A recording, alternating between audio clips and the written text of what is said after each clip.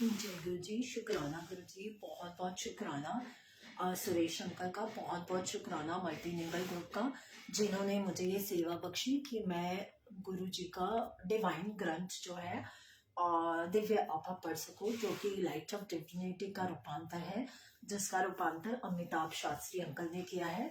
तो संगत जी, आज का चैप्टर जो है वो हम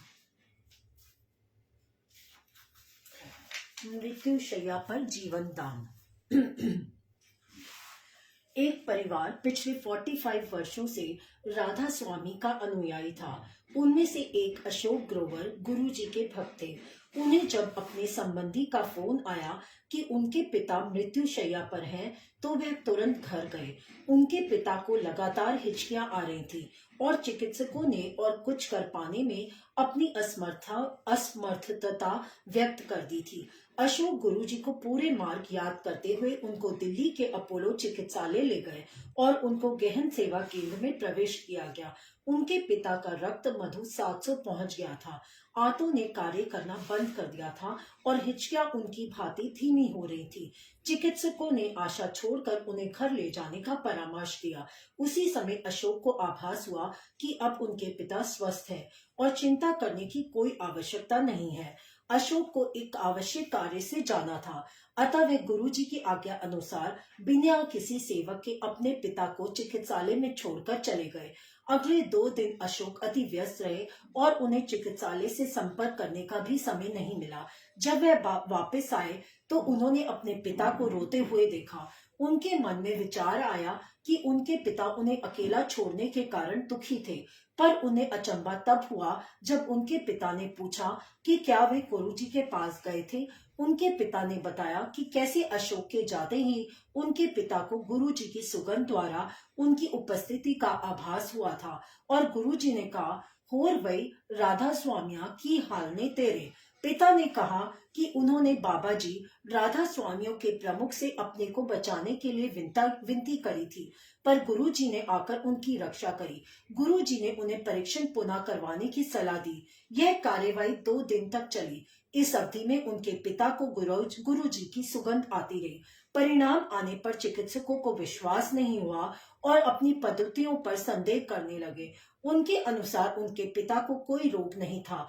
उन्होंने एक इंसुलिन इंजेक्शन की सलाह दी, पर अशोक के पिता ने मना करते हुए कहा कि अब उन्हें औषधियों पर विश्वास नहीं रहा और अब सबसे बड़े चिकित्सक गुरुजी के परामर्श से ही उपचार कराएंगे। 1 सप्ताह बाद अशोक के पिता गुरुजी के पास आए तो गुरुजी ने कहा वही शब्द कहे, होर वही राधा स्वामिया की हाल ने तेरे। फिर गुरुजी ने उन्हें बताया कि उन्होंने उन्हें नवजीवन प्रदान किया था। यह देखकर गुरुजी ने कैसे परिवार प्रमुख की रक्षा करी थी। परिवार के सब सदस्यों ने गुरुजी के पास आना आरंभ कर दिया और यह अनुभव किया कि वह स्वयं ईश्वर के संरक्षण में है। भक्त के उद्योग की रक्षा। गुरुजी ने एक बार अशोक को आदेश दिया कि वह अपना कारखाना बंद कर यंत्र औजार आदि सब कुछ बेच दे। अशोक को पता था कि गुरुजी के इस आदेश का पालन करना होगा। अगले 15 दिन अशोक इसमें ही व्यस्त रहे। मशीनें खरीदे हुए दामों पर बिकी और शेष सब सामान भी हानि रहित दामों पर बिके। किसी को समझ में नहीं आया कि गुरुजी ने अपने भक्त को अपना व्यापार बंद करने का आदेश क्यों दिया। 3 सप्ताह के बाद वह व्यापार पुरातन घोषित कर दिया गया और कई लोगों को भारी घाटा उठाना पड़ा, पर अशोक बच गए थे। उन्हें स्वयं परमात्मा ने बचाया था। गुरु जी के आदेश का पालन करने में सदा लाभ ही रहेगा, क्योंकि वह कभी अपने अनुयायी के भले के अतिरिक्त कुछ नहीं कहेंगे। 10 वर्षीय की इच्छा पूर्ति।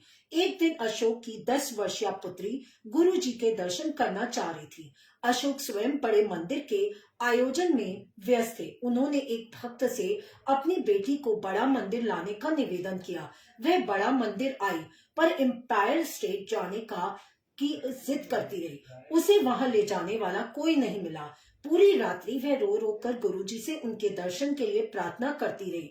अगले दिन प्रातःकाल सब चकित रह गए जब गुरुजी स्वयं बड़े मंदिर पहुंच गए। जब अशोक ने उनको बताया कि उनकी बेटी रात को उन्हें याद कर रही थी, गुरुजी मुस्कुराकर बोले कि इसी कारण वह उससे मिलने वहां आए हैं। गुरुजी की दया से उनकी बेटी अपनी कक्षा में प्रथम आई और तब से सदा एक प्रतिभाशाली बच्ची रही है।